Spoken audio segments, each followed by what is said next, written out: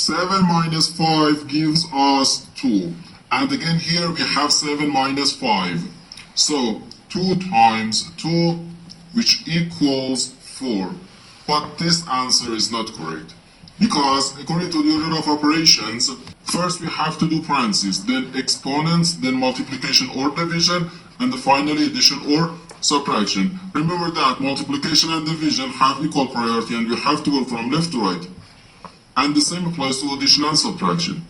In this expression, we have 2 subtractions and 1 multiplication.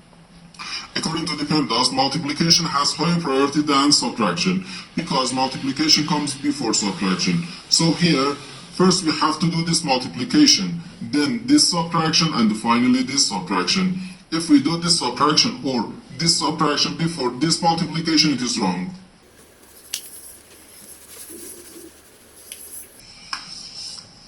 So first we have to do this multiplication. 5 times 7 gives us 35.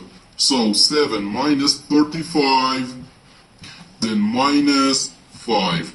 Now we have 2 subtractions, and when we have more than 1 subtraction in an expression, we have to go from left to right. So here first we have to do this subtraction. 7 minus 35 equals negative 28.